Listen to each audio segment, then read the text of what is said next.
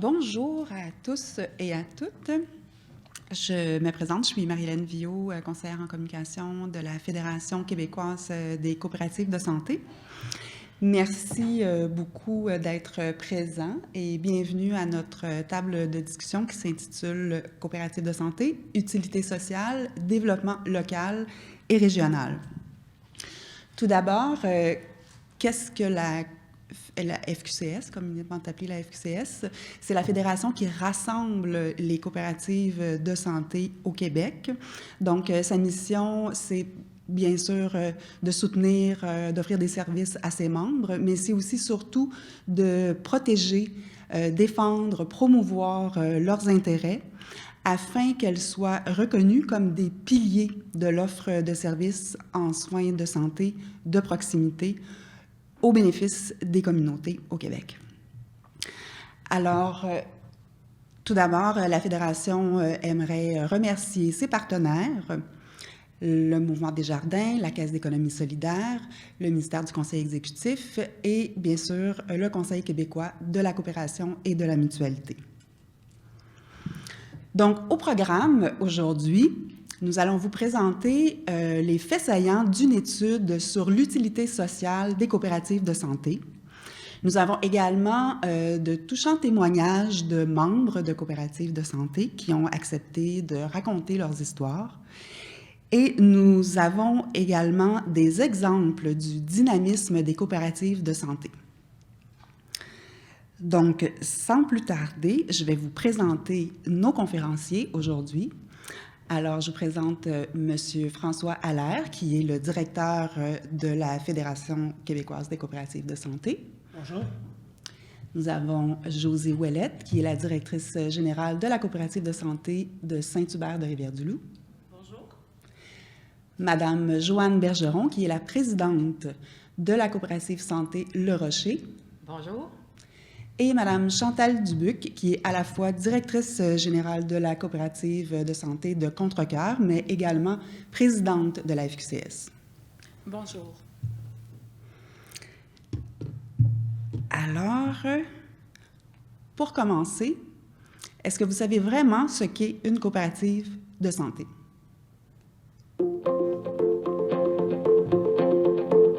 Qu'est-ce qu'une coopérative de santé? Une coopérative de santé, c'est un regroupement d'individus qui décident de se doter de services de santé de première ligne afin de répondre aux besoins de leur communauté.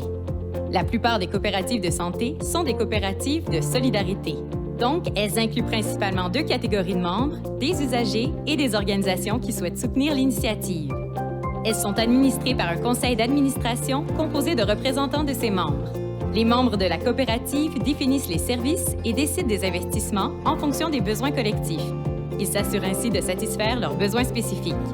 Les coopératives de santé offrent un lieu de pratique à des médecins tout en donnant accès à la collectivité à des services de proximité. Il n'est pas obligatoire d'être membre d'une coopérative de santé pour obtenir des rendez-vous avec un médecin. Les services rendus par une coopérative de santé varient d'une coopérative de santé à l'autre, dépendamment des choix faits par les membres. On y retrouve différents services offerts par des professionnels comme des médecins, des infirmières, des psychologues, des physiothérapeutes, des massothérapeutes, des audioprothésistes, des nutritionnistes, des chiropraticiens et plus encore. Plusieurs coopératives de santé offrent aussi des services de promotion de la santé et de prévention des maladies. On parle alors d'activités d'éducation populaire en santé.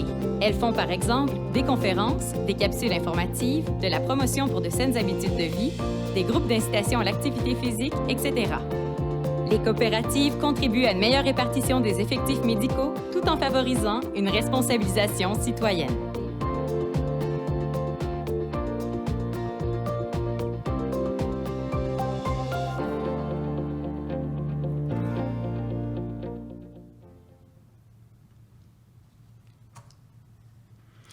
J'inviterai François Allaire, directeur de la FQCS, à vous présenter les faits saillants de l'étude sur l'utilité sociale des coopératives de santé. Merci, Marie-Hélène. Tout d'abord, je tiens quand même à présenter qu'est-ce que ça représente comme poids, les coopératives de santé. Donc, on parle d'une quarantaine de coopératives de santé au Québec qui sont réparties dans 14 régions administratives, 280 000 dossiers médicaux tout de même, 90 000 membres avec un chiffre d'affaires de 12 millions. Je rajouterais aussi qu'il y a 230 médecins qui pratiquent soit à temps plein, temps partiel dans les coopératives de santé et également 115 infirmières. Alors, on a réalisé une étude à été-automne 2020 pour voir est-ce que les membres, pas juste les membres, mais les usagers considèrent que la coopérative de santé est d'utilité sociale. Donc, on parle aussi d'élus qui ont été sondés. Et ça, en contrepartie, il y avait une étude qui avait été réalisée au début des années 2000 à Saint-Étienne-les-Grès par un économiste, un certain M. Péloquet, qui avait démontré que l'implantation d'une coopérative de santé, son maintien avait permis un développement économique intéressant, socio-économique, et d'autres entreprises étaient venues se greffer au territoire. Donc, il y a eu une relance économique donc, à Saint-Étienne-les-Grès. Donc, on a voulu revalider, bien évidemment, c'est une étude plus d'utilité sociale. Donc, on n'a pas pris des chiffres, on a sondé les gens qui sont sur les territoires. Donc, on a sondé plus de 1200 répondants, 1200 personnes réparties au Québec. Donc, ils ont participé. C'est quand même déjà un fort intérêt, donc, de participer comme ça bénévolement à un sondage. Donc, voilà, je vais passer à la prochaine. Donc, les résultats maintenant. Au niveau de la qualité de vie, il y a 91 % des répondants qui considèrent que la coopérative de santé permet d'augmenter justement la qualité de vie des résidents de la communauté. Et 92 % qui considèrent que la coopérative de santé s'adapte au fur et à mesure aux besoins du milieu. Et que 89 % quand même, tout près de 90 %, considèrent que c'est un carrefour de soins de santé important pour leur communauté.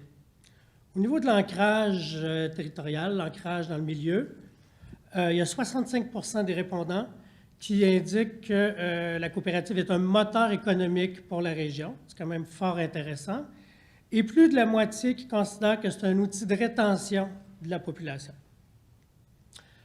Au niveau des services de proximité, il y a 90 % des répondants qui considèrent que la coopérative de santé, bien sûr, permet d'offrir un service de proximité, mais 88 % qui considèrent que ça permet aux personnes âgées ou vulnérables de se maintenir dans leur communauté, d'avoir accès à des services tout près de chez eux. Au niveau des effectifs médicaux, donc 62 % considèrent que ça permet une meilleure répartition des effectifs sur le territoire québécois et 60 % que ça permet aux médecins de se concentrer sur ce qu'ils savent faire, c'est-à-dire soigner les gens. Et la coopérative, elle, assure l'administration, dans le fond, du lieu où ils pratiquent. Un instant. Au niveau des constats d'études. Donc, les coopératives de santé ils permettent aux usagers d'augmenter leur qualité de vie en offrant des soins de santé variés et indispensables pour eux. Ils répondent à des besoins en soins de santé non desservis par le réseau public ou privé. Ils offrent des services de proximité et participent à la vitalité socio-économique des territoires. Dans le cadre de cette étude, en fait, on fait une demande à la population au gouvernement, donc, et cette demande, c'est qu'afin qu'elles poursuivent leurs activités, qu'elles puissent jouer un rôle pleinement, qu'elles puissent, jouer pleinement leur rôle auprès des communautés, il est impératif que les coopératives de santé obtiennent une aide financière du secteur public pour leur fonctionnement. Voilà, ça termine ma présentation. Merci, M. Allaire. Alors maintenant, nous allons entendre de vive voix ce que les membres des coopératives de santé pensent de leur coopérative. Je m'appelle Monique Fortin, membre de la coopérative de santé de Vagues-Morins. Bonjour, je m'appelle Magali Morel. Je suis membre de la coopérative de solidarité santé de Saint-Hubert de Rivière-du-Loup. Murray McIntyre, I live in Howick, Quebec. I belong to Vie-Santé in Howick. Mon nom est Mélanie Jeunesse et je suis membre de la coop de Saint-Louis-de-Gonzague. Je suis Damien Thibodeau. Je suis membre de la coopérative de solidarité en soins de santé de Tursault. Bonjour, Maurice Boivin. membre de la coopérative de solidarité en soins de santé de Tursault. Je suis Marie-Hélène Tardif et je suis à la coop de santé de Roxton Farm. La coop a permis d'ajouter des services qui n'étaient pas disponibles dans la municipalité, ce qui est un atout incroyable. Rares sont les villages de 1200, 1300 habitants dans le bas du fleuve qui peuvent se targuer d'avoir une chiro qui vient, une acupunctrice, des massothérapeutes, avoir des soins. Tout ça, c'est pas tous les petits villages de cette taille-là qui ont ce genre de service-là. Et ça, il faut continuer à l'encourager aussi. Pour nous, d'avoir un médecin en partant, parce que déjà, mon mari n'allait pas très bien, c'était une des raisons pour qu'on déménageait. D'avoir un médecin, nous, là, c'était merveilleux, là, d'avoir un médecin si rapidement. Bien, ça fait toute la différence. Avant, sinon, j'aurais été obligée de m'en aller au privé, dans des, comme nous, ce qui était plus près, là, c'est Montréal. Fait que ça aurait été vraiment des gros déplacements, et pour moi, et pour un accompagnateur. Fait que ça permet, en fait, beaucoup plus d'autonomie. Puis je pense aux gens qui sont la population vieillissante, ça permet un contact humain qu'on n'a pas quand on va soit au CLSC ou en hôpital, en hôpitaux. I thought it was really a great idea since it was in my community and it was so accessible. Driving 20 minutes to get one and driving back, I thought that what's my time worth? Nothing. You know, it just made a lot more sense to have it in my own community. Un projet d'économie sociale communautaire, comme une coop de santé, pourrait répondre aux besoins des villageois d'avoir un médecin dans le village et, deuxièmement, de faire une entreprise, un pôle d'attraction, parce qu'un médecin dans un village, ça permet de revitaliser un peu le centre du village. I don't want to lose this service because our population is getting older and my friends are older, and I tell them, you know, if you need services that I'm getting there, like the blood tests, the flu shot, this is well worth your time and money to go to the Vie Santé. Moi, c'est vraiment le côté humain de la coop pour lequel je me dévoue et que je veux que la faire connaître à plus de gens possible. Puis je trouve que ça permet un lien encore plus intime et personnel, que ce soit pour les jeunes enfants, pour s'il y a un suivi, là, c'est des gens qu'on connaît. Le côté humain est beaucoup plus amplifié, puis ça, je trouve que c'est vraiment important. Là, je le découvre à quel point c'est important d'en parler. Parce que moi, je les avais pas, là, je sais pas qu'est-ce que je ferais, là. Tu sais, clinique privée, c'est pas toujours la meilleure solution. J'ai appris l'existence parce que j'ai participé à la mise sur pied de l'implantation de la coopérative de Val-Morin. Le projet est arrivé parce que à Val-Morin, on avait un problème que d'autres villages connaissent. On était en perte de population, puis perte de services de proximité. Donc, puis on avait aussi, on est un village avec une population vieillissante qui avait des besoins de soins de santé.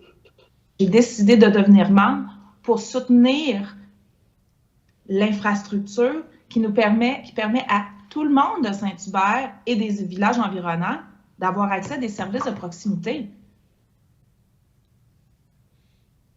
Donc, la clinique, pour nous, ça a été, sur le plan communautaire, d'avoir gardé dans notre milieu un sens de clinique médicale par le biais de la coop. Ça, c'était le plus important. C'était l'objectif premier. Ça a permis de dire aux gens qui sont dans notre milieu et dans la périphérie, comme on mentionnait tout à l'heure, ben, restons chez nous, nous sommes capables de nous développer et nous allons avoir les services requis pour répondre à vos besoins de santé. C'est ça qui est important. Dans une communauté, qu'est-ce que vous voulez? C'est de conserver cette communauté-là derrière des choses qui les unissent, non pas qui les divisent.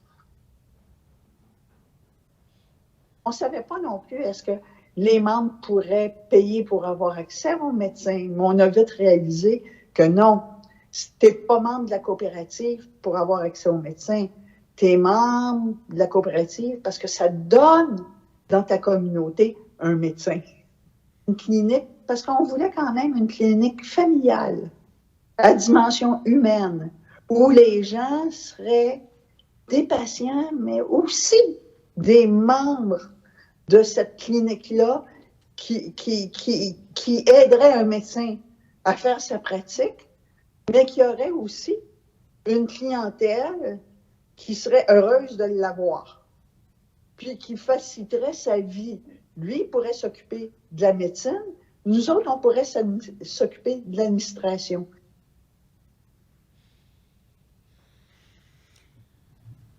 Et voilà, tout est dit.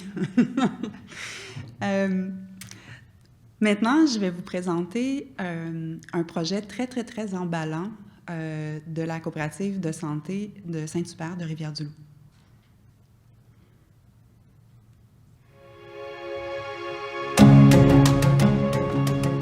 Aujourd'hui, je m'entretiens avec Josée Ouellette, l'instigatrice du projet La Maison des générations et du terroir, une initiative soutenue par le Fonds du Grand Mouvement de Desjardins. Josée, c'est quoi le rôle de la maison? La Maison des générations et du terroir, c'est une maison pour créer des activités intergénérationnelles pour faire la promotion des services de santé de proximité à Saint-Hubert.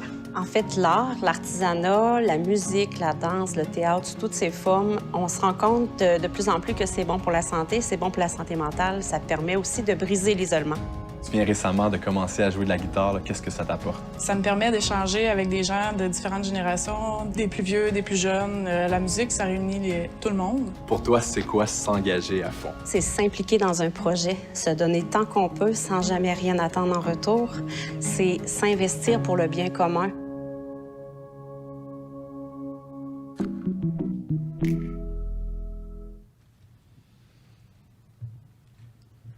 Nous avons la chance d'avoir justement Mme Ouellette avec nous qui va nous en parler un petit peu plus de son projet.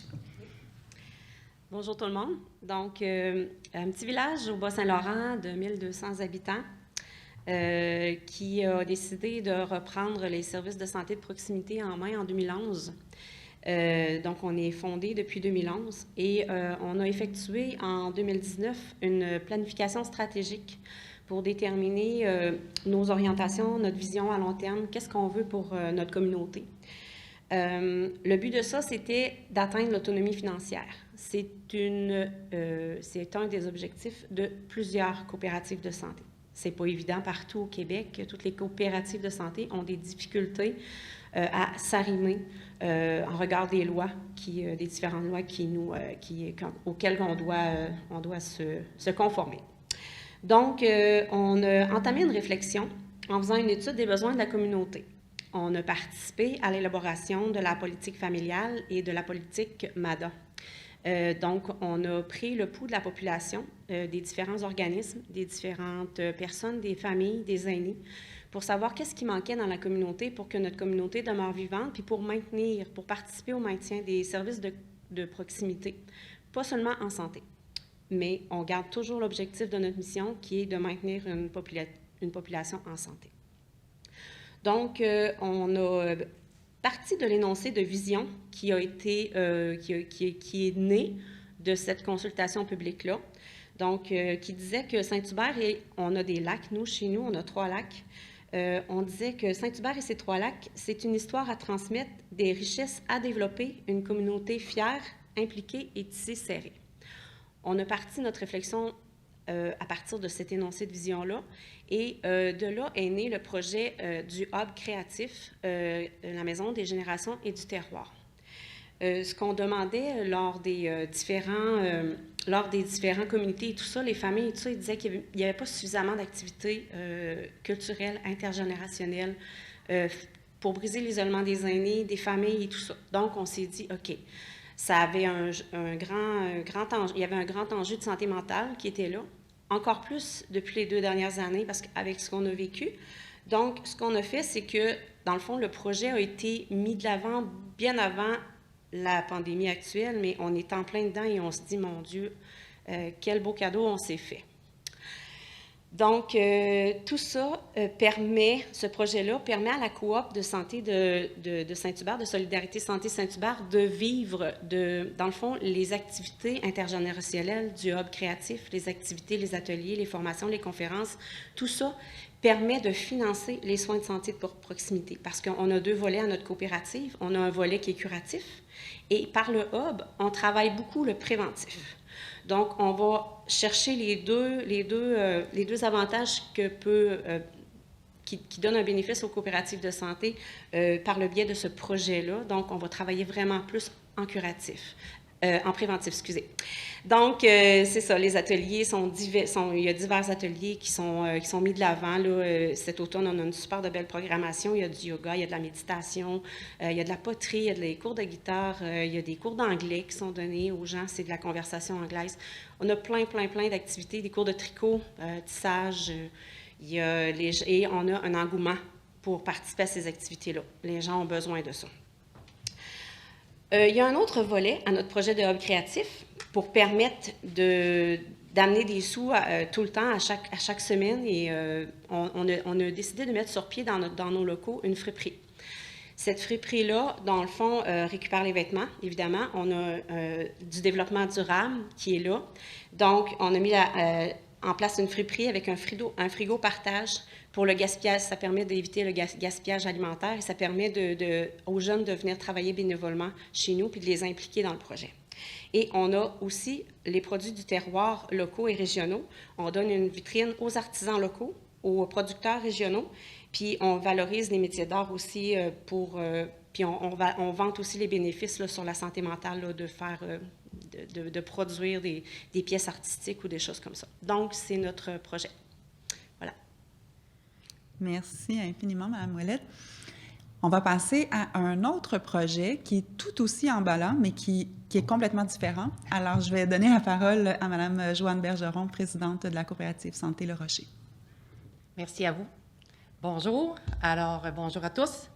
Nous, dans le fin fond, c'est que dans notre secteur, on est dans le secteur de Shawinigan, région de Shawinigan, mais secteur Grand-Mère.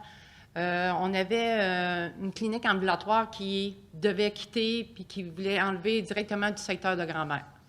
Avec plusieurs rencontres avec les ministères, on est venu à bout de convaincre le ministère de dire que ça resterait dans le secteur de Grand-Mère. Alors, le CIUS a fait un appel d'offres pour lever un bâtiment en novembre 2019. Alors, nous, la coopérative, on voulait vraiment travailler et pouvoir aller à cet appel d'offres-là pour pouvoir rejoindre tous les services à même notre coopérative. Alors, on a travaillé pendant des mois avec des entrepreneurs généraux, les architectes et tous les spécialistes, ingénieurs et municipalités pour pouvoir monter notre appel d'offres, pour pouvoir essayer d'avoir notre projet. Alors, on a su officiellement en septembre 2020 que la coopérative avait été sélectionnée pour le projet de lever un immeuble pour emmener la clinique ambulatoire. Alors, on lève une propriété de 17 000 pieds carrés, ce qui fait, relié à notre coopérative, ça emmène un complexe de 55 000 pieds carrés dans lequel on retrouve 7 cliniques, une pharmacie.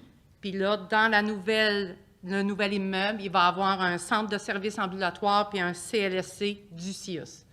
Alors, c'est un gros projet. On vous a joint des photos que vous voyez un petit peu le début des constructions, le reliage de tout ça. Alors, ça demande énormément de rencontres et de suivi. Mais à travers tout ça, ce projet-là va créer plusieurs emplois. Ça permet des revenus autonomes à la coopérative. Ça ouvre un éventail plus large sur tous les services qu'on va pouvoir donner à notre clientèle puis à nos résidents des alentours. Ça permet aussi le maintien puis le développement de nouveaux services de santé, ce qui est très important pour le secteur de Grand-Mère. En plus, il y a un projet qui s'implante à même la clinique ambulatoire, c'est une clinique-école. C'est que les élèves qui vont s'inscrire en soins infirmiers au cégep de Shawinigan vont pouvoir faire le stage à cette clinique Et ça va être comme, ils vont faire peut-être quoi, là je donne un aperçu, on n'a pas les choses exactes, mais mettons peut-être 2-3 jours d'école, puis les 2 autres jours sont sur le terrain tout de suite. Là. Ils s'en viennent tout de suite à la clinique et ils embarquent immédiatement dans le projet études et travail en même temps. Fait que c'est un projet assez volumineux, mais qu'on est très, très fiers. Alors ça permet aussi un développement pour faire agrandir nos cliniques qui sont absentes sur le territoire, puis qu'on va en avoir de nouvelles. Comme, mettons, dans la clinique présentement qui va être nouvelle, il va y avoir les soins courants, il va y avoir des rendez-vous médicaux, des prélèvements sanguins, de la radiographie, de l'ostéodensitométrie, de l'audiométrie, de la physiothérapie, alors, puis une clinique de santé sexuelle, plus la clinique école. Alors, c'est un très, très beau projet qu'on est très fiers de pouvoir, mais c'est grâce au rassemblement de la coopérative, mais il faut que la société voit tout l'impact qu'une coopérative peut apporter dans son milieu. Alors, merci. Ça, c'est une petite vidéo là, du début de la construction, là, quand elle devrait partir bientôt. Montrer l'ampleur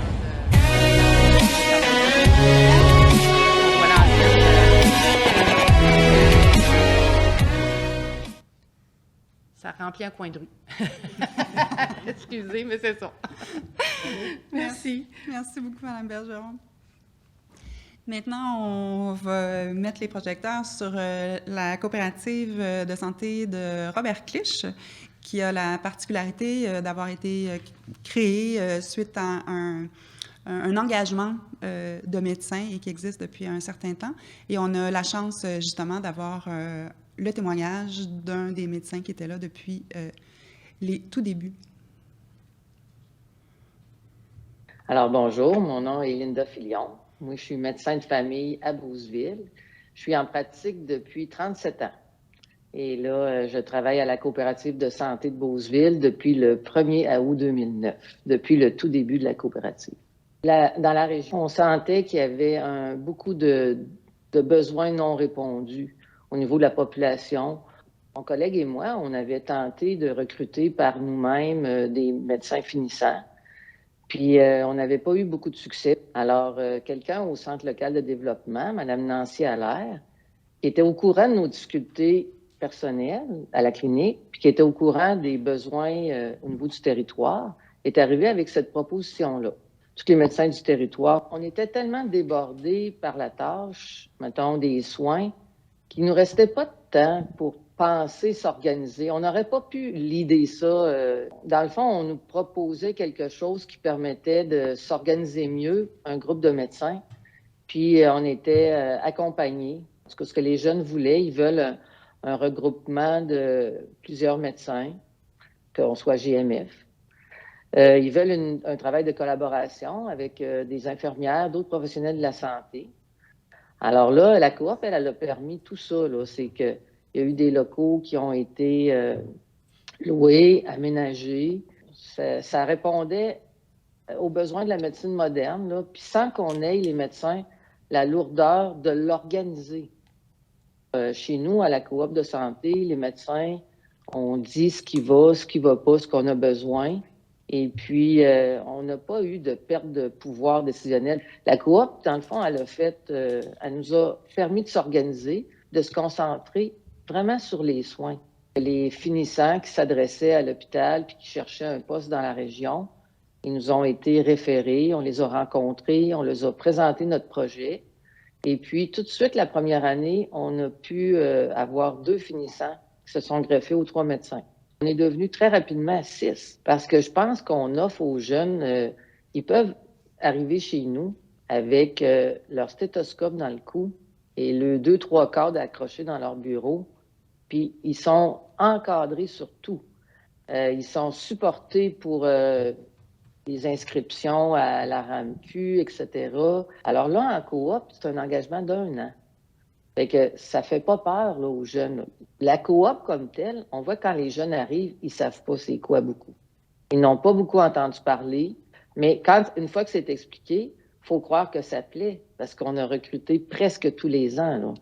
Et même encore aujourd'hui, après 12 ans, il y a encore des gens qui pensent que leur cotisation sert à donner de l'argent plus aux médecins.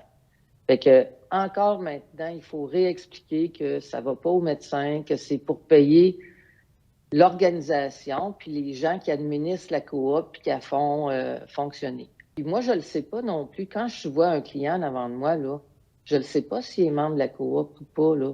Ça n'a pas d'importance dans la prestation des soins.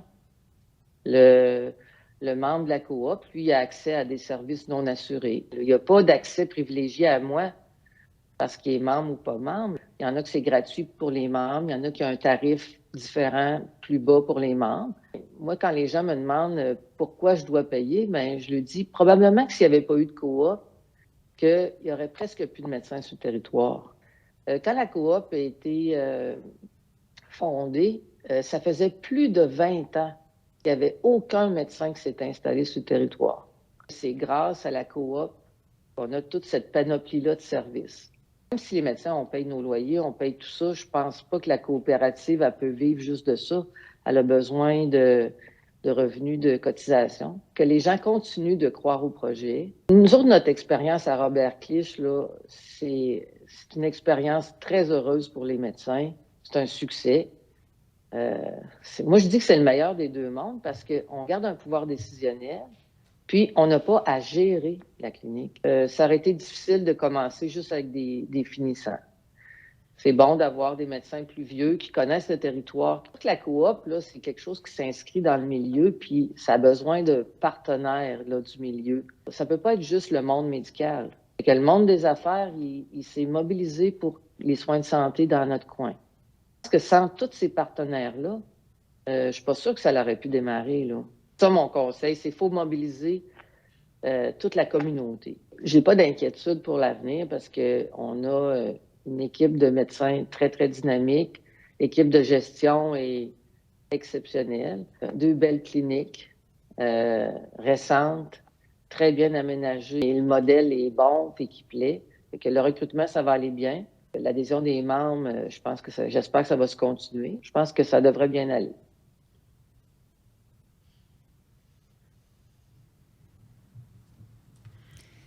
Maintenant, on va entendre la perspective d'un acteur du développement local de la MRC de Robert Clich, qui était là, lui aussi, au tout début.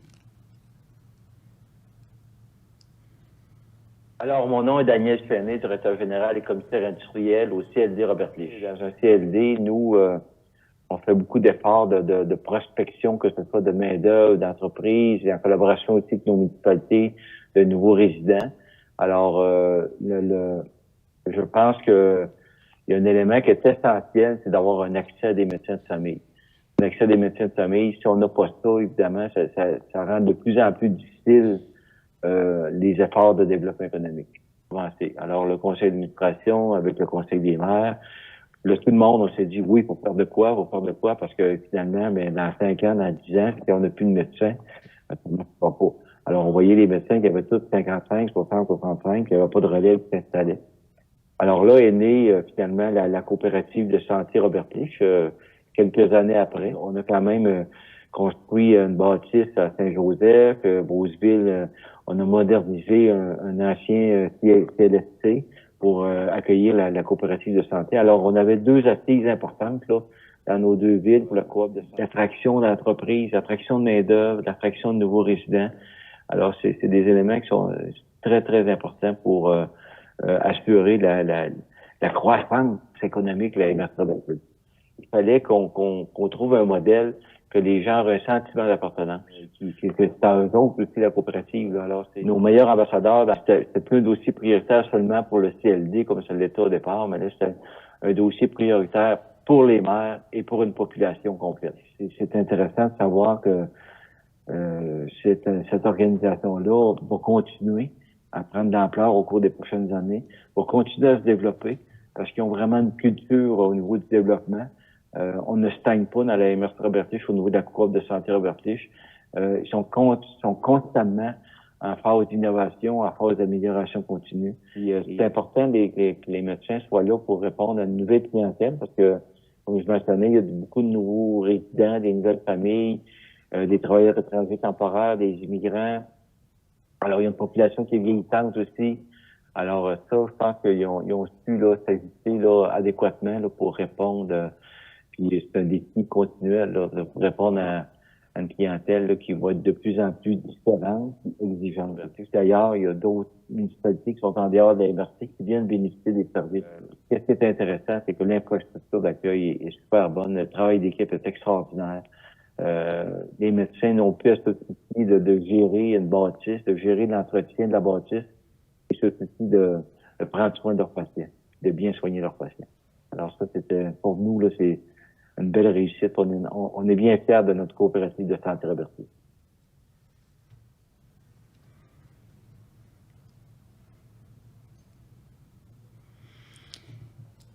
Maintenant, on passe à la dernière coopérative, non la moindre, la coopérative de Solidarité Santé de Contrecœur. Et pour ce faire, on a la chance d'avoir une vidéo de la députée de Verchères.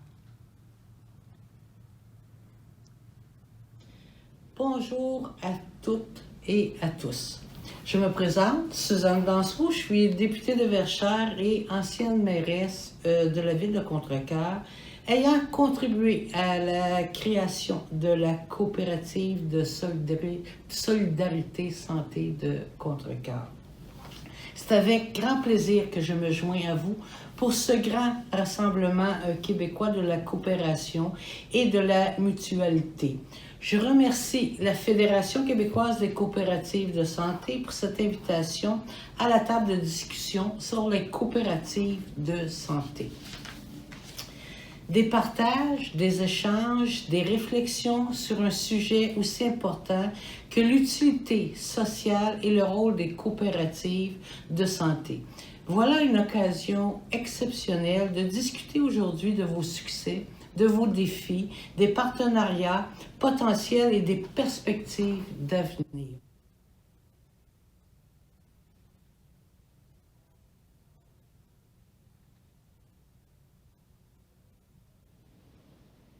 Né en 2002 de la volonté de citoyens de Contrecœur de créer sur leur territoire une entreprise qui favoriserait le recrutement de médecins, la construction et le démarrage de la coopérative s'est fait avec beaucoup d'aide de partenaires précieux comme Desjardins, de bénévoles dévoués qui, par des appels téléphoniques et du porte-à-porte, ont recruté les premiers membres, de médecins impliqués comme Dr Péloquin, qui a été d'une aide précieuse dans les premiers recrutements de médecins. Je tiens aussi à remercier personnellement Mme Josée Dumais, présidente du conseil d'administration, Mme Chantal Dubuc, directrice générale, et tout le personnel de la coopérative pour leur excellent travail. Leur professionnalisme, leur expertise et leur ardeur ont non seulement permis de faire aboutir de nombreux projets, mais également de positionner la coopérative Solidarité Santé de Contrecœur comme un joueur incontournable quand on parle de services de proximité. Cette différence que vous faites mérite toute notre admiration. Merci pour toutes ces années et bonne continuation pour celles à venir. En terminant, je profite de l'occasion qui m'est donnée aujourd'hui pour réitérer l'importance des coopératives de santé dans leur communauté. Elles sont des modèles gagnants de coopération et des organisations complémentaires au système de santé.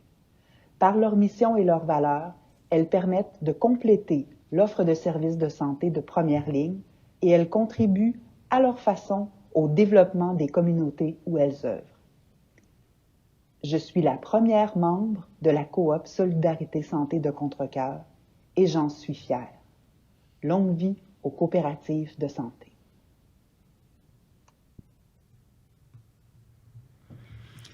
Alors, de la première membre de la coopérative de santé de Contrecœur, on va passer à l'actuelle directrice générale de cette coopérative, qui est également présidente de la Fédération québécoise des coopératives de santé, qui va nous parler de ce qu'est aujourd'hui cette coopérative. Oui, bonjour. On voit, c'était en 2002, le départ de la coopérative de santé de Contrecœur, donc bientôt 20 ans. En 2002, on a débuté avec un médecin. Aujourd'hui, on est rendu avec 8 médecins. On a une équipe multidisciplinaire aussi, audioprothésistes, orthésistes, regroupement de santé mentale. Nos médecins ont décidé de se regrouper ensemble aussi pour devenir un GMF. Donc, avec le GMF, vient pour les patients des médecins, travailleuses sociales et une infirmière.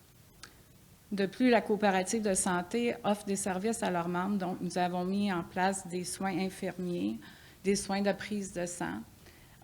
Mais nous avons réalisé qu'il nous manquait quand même du financement. Donc, on a eu la chance en 2017 de partir la clinique, le programme Reversa, avec Dr Bourdieu-Roy. Le programme Reversa, c'est un programme pour renverser le diabète de type 2, prévenir des maladies métaboliques et aussi pour l'embonpoint. Le programme Reversa, on est toujours, encore aujourd'hui, je suis fière de le dire, il y a toujours un 6 mois d'attente pour les gens qui veulent participer au programme. Et puis, le programme Reversa contribue à 40 des profits de la coopérative de santé de Contrecœur. Merci beaucoup. Alors, on va passer maintenant à la période de questions. Il y a les gens qui sont en ligne peuvent utiliser la plateforme en scannant le code QR, tandis que les personnes qui sont ici avec nous en salle, il y a un micro qui est disponible. Donc, si vous voulez poser vos questions à nos conférenciers, ça va leur faire plaisir de vous répondre. Si vous préférez rester assis également, il n'y a pas de souci, là. Donc, à qui l'honneur de poser la première question? Oui, madame. Est-ce que vous voulez vous avancer au micro? Ou... Si ça fait quand même, je vais rester ici. Allez-y. Allez-y. Merci d'abord. Je trouve ça vraiment intéressant, votre présentation. Ça va intervenir à la fois des utilisateurs, des médecins, des promoteurs, administrateurs, gestionnaires, un beau tour d'horizon et même des députés. Merci beaucoup, c'est intéressant. Ma question, c'est une question de novice parce que je ne connais pas beaucoup votre secteur. Vous avez dit d'emblée que c'était des coopes de solidarité, bien, avec deux types de membres, soit des utilisateurs et des gens du milieu. Et je me demandais, est-ce qu'il y a des coopératives de santé qui ont aussi le membership avec les professionnels de la santé? Et sinon, y a-t-il un enjeu juridique ou autre qui fait que les professionnels de la santé ne sont pas membres? Alors, je vais répéter la question. Donc, est-ce qu'il y a des coopératives de santé qui ont pour membres également, pas seulement des usagers, mais des professionnels de la santé? Alors, qui veut répondre? Oui. Mme Ouellette, allez-y. Oui, en fait, chez nous, tous les médecins qui ont gravité autour de la coopérative de santé sont devenus membres corporatifs de la coopérative. Ils ont acheté une part sociale, mais ils n'étaient pas des membres utilisateurs, entre guillemets. C'était seulement pour aider au fonctionnement de la coopérative.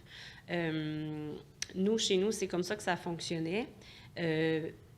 Il y a une dimension de partage de tout ce qui est matériel et tout ça qui est là, et ils sont conscients de l'ampleur des investissements que les coopératives doivent faire pour maintenir un service comme celui-là. C'est juste, ils deviennent membres, mais ils font pas partie du membership utilisateur. Ils ne payent pas de contribution annuelle, eux. C'est comme ça. Est-ce que ça répond bien à votre question? Moi, je pourrais rajouter, chez moi, on a une psychologue qui est membre depuis le début, utilisateur, et puis présentement, elle est sur le conseil d'administration aussi. Donc, elle apporte souvent un point de vue qui est extérieur, qui fait du bien. Oui, tout à fait. Puis il y a même une coopérative, dans le fond, qui a deux membres qui sont membres du conseil d'administration. Donc, et ça crée quand même une bonne dynamique puisque c'est eux quand même qui pratiquent dans la coopérative. Bien évidemment, ils se retirent lorsqu'il est question de négociation de loyer parce que, en fait, oui, les coopératives de santé offrent des espaces, comme vous l'avez vu dans la vidéo, dans les vidéos. Mais tout de même, ça crée quand même une dynamique intéressante d'avoir des médecins et d'autres professionnels au conseil d'administration. Puis, on ne se le cachera pas, c'est des médecins qui attirent d'autres médecins. Souvent, là, on se rend compte de ça, là, c'est très, très clair. Est-ce qu'il y a d'autres questions? Soyez bien à l'aise. On est là pour ça. Madame, est-ce que vous voulez vous avancer ou poser votre question? Allez-y, allez-y. Je voudrais savoir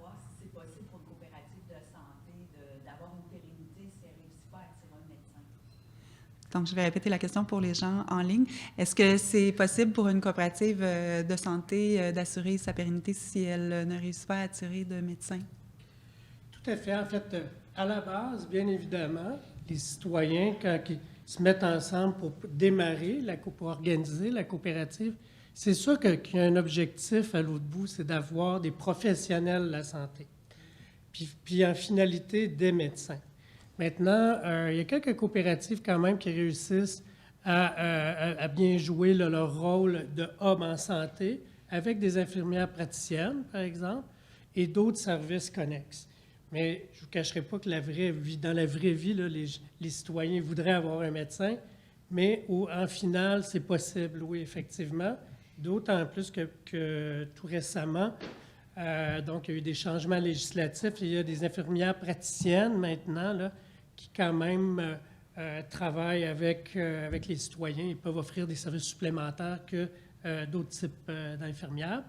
L'autre élément, c'est que la Fédération travaille pour amener des services connexes aussi. Donc, quand on est membre d'une coopérative de santé, ils peuvent avoir accès à des soins de santé virtuels, individuels, donc par une entente qu'on a avec une organisation qui est TELUS Santé.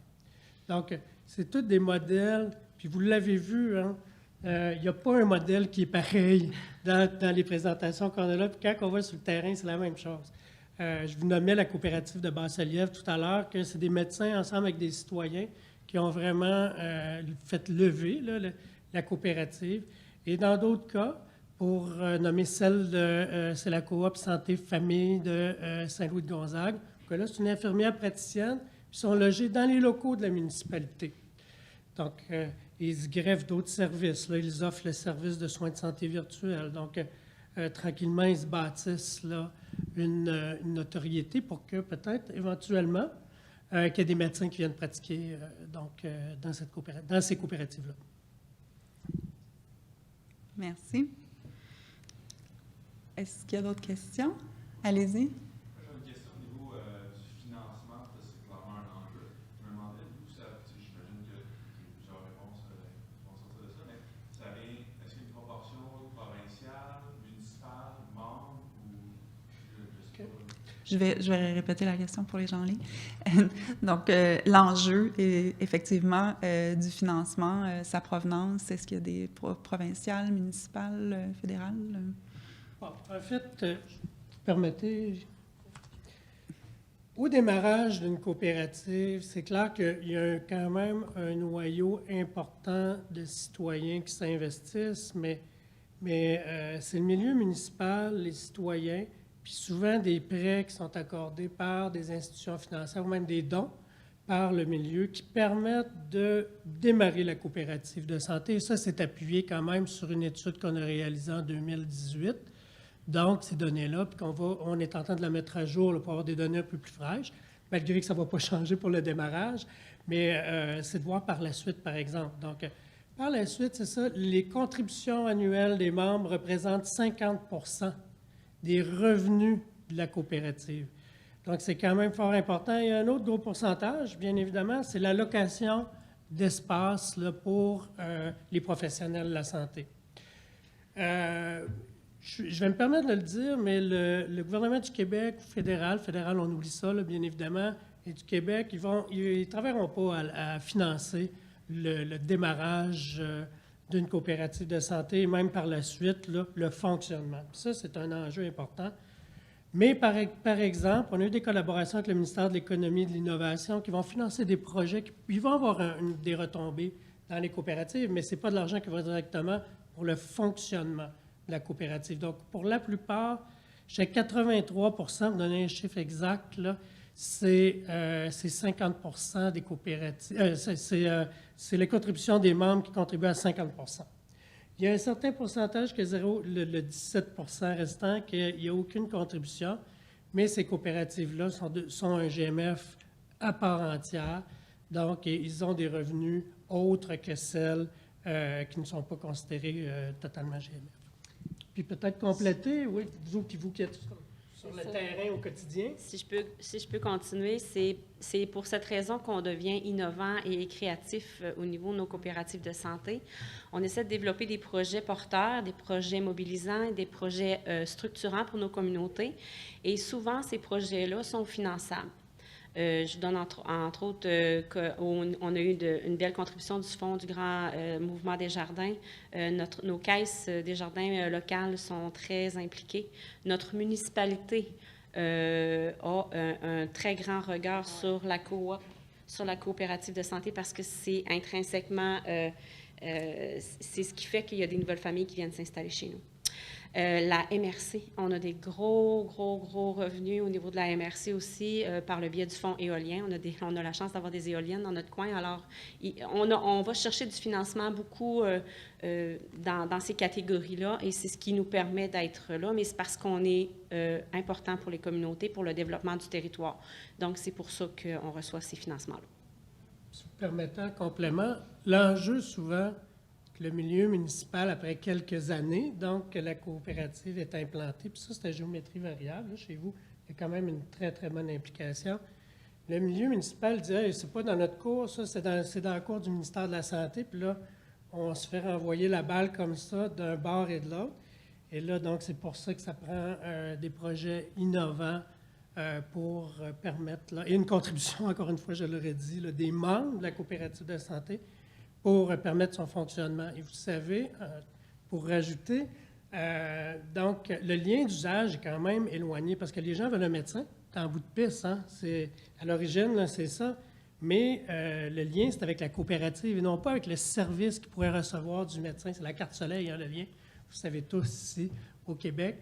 Donc, ça, c'est un enjeu de répéter chaque fois que si vous ne contribuez pas au financement de votre coopérative par les contributions annuelles, bien, il n'y en aura plus d'espace pour que les médecins puissent pratiquer.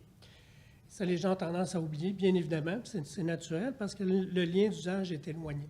Bon. Merci. Une autre question? Moi, j'en aurais une. Est-ce que le ministère de la Santé et des Services sociaux soutient les coopératives de santé au Québec? Je peux répondre si vous voulez. On a un projet qui est en marche présentement pour devenir un projet pilote des projets aires ouvertes qui sont développés présentement par les CIUS à grandeur de la province. Donc, les projets aires ouvertes, c'est des projets de services professionnels destinés aux jeunes de 12 à 25 ans. Donc, il y a des professionnels de la santé qui vont être dirigés vers des espaces qui ressemblent un peu à des maisons des jeunes, sans que ça soit ça, là.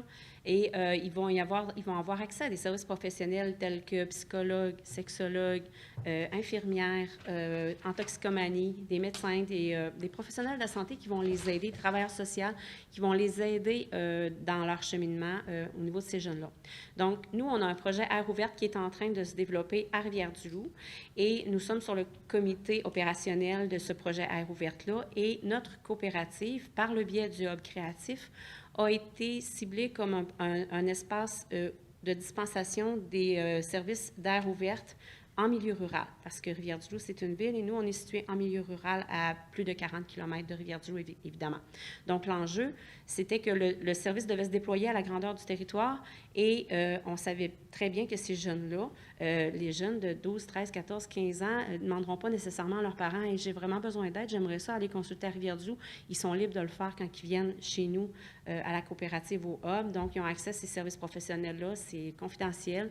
Et je pense que ça, c'est une belle... ça nous démontre de l'implication du CIS. Tranquillement, le CIS voit les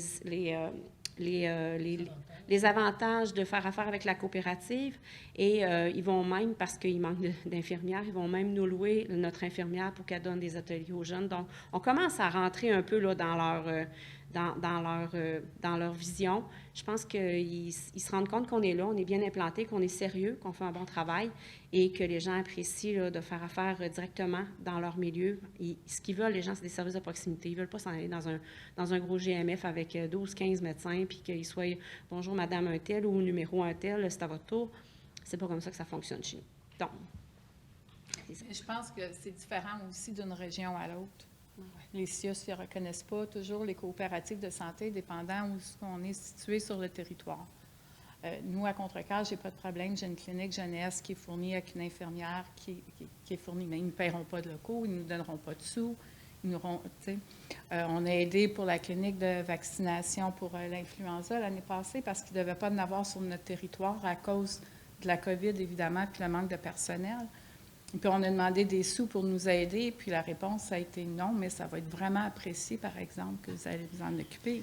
Puis, on a reçu une belle lettre, merci beaucoup, mais on sait que quand c'est un médecin qui donne un vaccin d'influenza, il reçoit 14-15 $. Quand c'est un pharmacien, c'est la même chose, mais quand c'est une coop de santé, le montant est de 0, c'est une lettre de remerciement.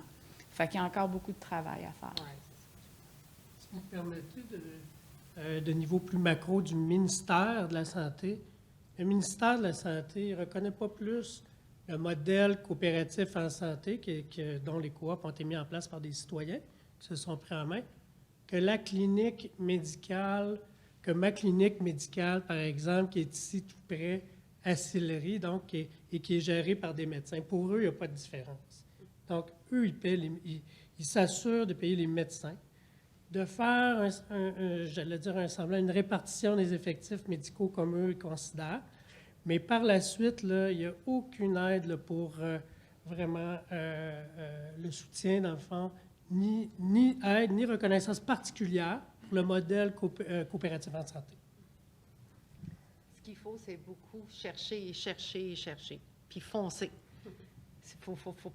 Faut garder notre persévérance, puis dire on va au front, on va voir, on va cogner à la porte, même si on pense de se faire dire non, mais à force de cogner, ben des fois on vient à bout d'avoir quelque chose, mais c'est ça, c'est les coopératives, là, on est mis un petit peu sur par rapport au gouvernement, là, je parle toujours en fonction de ça, des ministères, mais avec le temps, peut-être, il y en a qui viennent à bout, mais c'est ça. Il ne faut pas lâcher. Il ne faut pas lâcher. Puis en même temps, on le voit là, qu'avec la coopérative Le Rocher, où que le centre intégré a quand même, vous a confié le mandat pour avoir des locaux pour les médecins.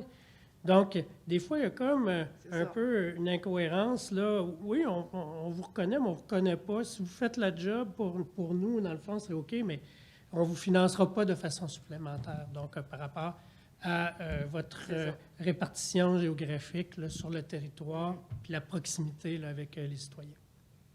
Parce qu'ils sont contents d'être avec nous, là. Ils sont contents de se joindre à notre déjà notre complexe qu'on a de santé, tout ça, se rejoindre à ça, ils le disent. Mais c'est ça, c'est terre à terre en point de vue finance, on lui loue un local, puis il faut... fait que là, ben, nous, on est fiers aussi, là, pour la communauté, là, c'est merveilleux, là, ça va être... on a des bons commentaires, oui, là, ça demande beaucoup de patience, là, mais je veux dire, c'est très, très bien. La population en est fière. Puis l'enjeu, c'est toujours, puis là, je reviens sur le financement, mais l'enjeu, c'est toujours de démontrer, puis d'offrir des services complémentaires, des avantages membres, pour que là, le citoyen, le membre de la coopérative, dit OK, bon, mais le lien d'usage est un peu éloigné, mais en même temps,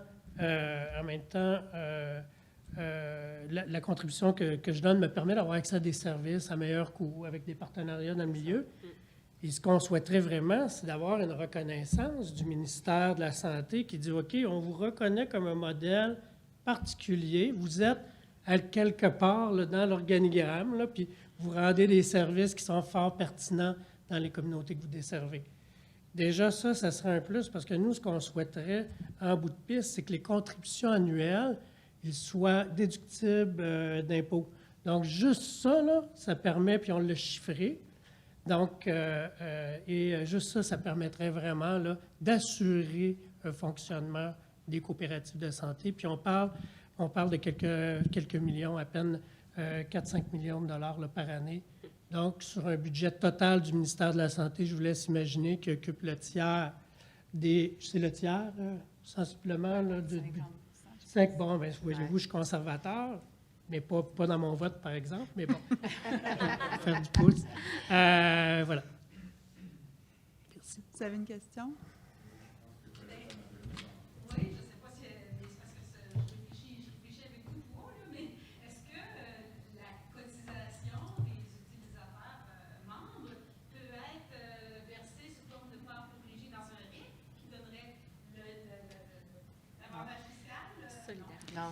Non, pas dans une coopérative de solidarité. Est-ce que tu peux répéter la question? La question était, est-ce que... Excusez-moi, oui. J'oublie toujours qu'on est en ligne. La question était, est-ce que les parts sociales peuvent être... Est-ce que la contribution annuelle, peut bénéficier du régime, c'est le régime coopératif? Non. Régime d'investissement coopératif. Non. La réponse est non. Parce que c'est une coopérative de solidarité. On ne fait pas de ristourne à nos membres. On est considérés comme des OBNL. C'est ça. Voilà.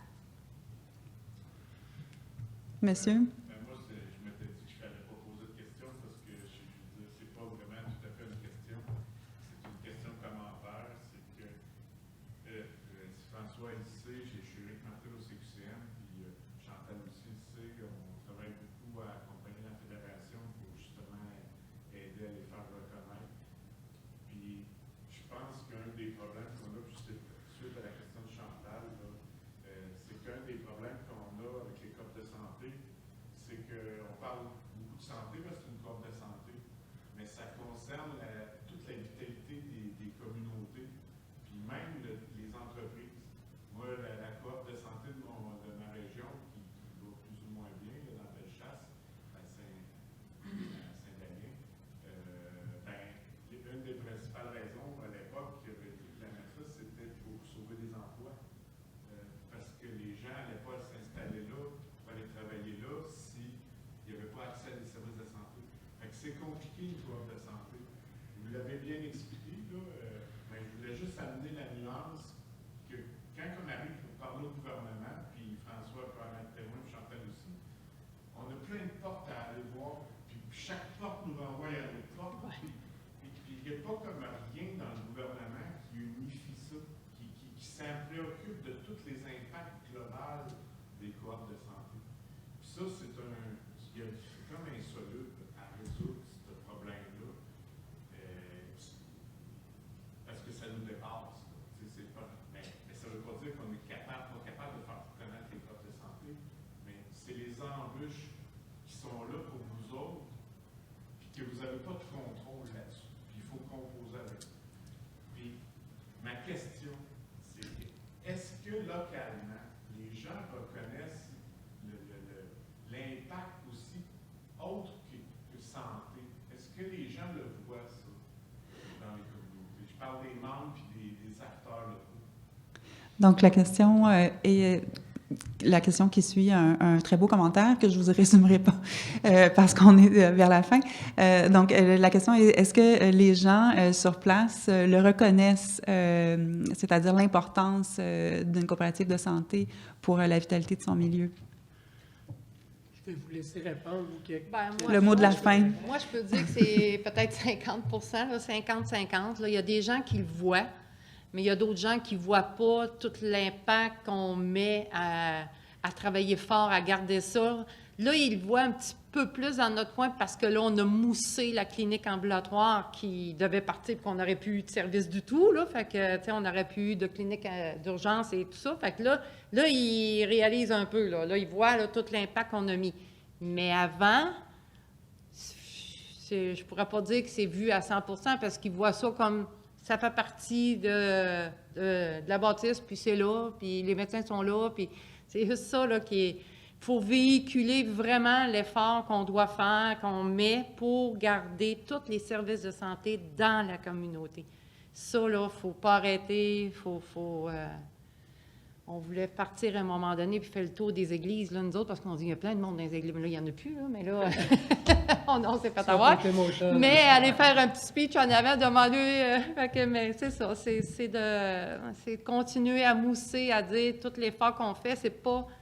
Parce que, oui, les médecins sont là, mais c'est parce qu'on est là qu'on a une bâtisse, il faut l'entretenir, puis il faut nous aider. C'est une petite cotisation annuelle, là, ça nous aide à soutenir tout, à garder ces services-là dans notre communauté. Fait que, c'est pas à 100 %, c'est sûr. En tout cas, pas par chez nous. Bien, merci beaucoup. Sur ces belles paroles, ça mettrait fin à notre table. Je vous remercie infiniment d'être venu sur place. Je remercie également les personnes qui étaient en ligne. Donc, comme a dit la députée de Verchères, longue vie aux coopératives de santé. Oui, juste en terminant, s'il vous plaît, je tiens vraiment à remercier Marie-Hélène là, qui a pris au bon tout ce mandat-là. Ça paraît simple là, d'obtenir ces témoignages-là, mais dans un laps de temps très, très court pendant la période estivale. Puis je tiens vraiment à le remercier. Puis à vous remercier tous, d'ailleurs, d'avoir collaboré là, pour cette table sur les coopératives de santé. Plaisir.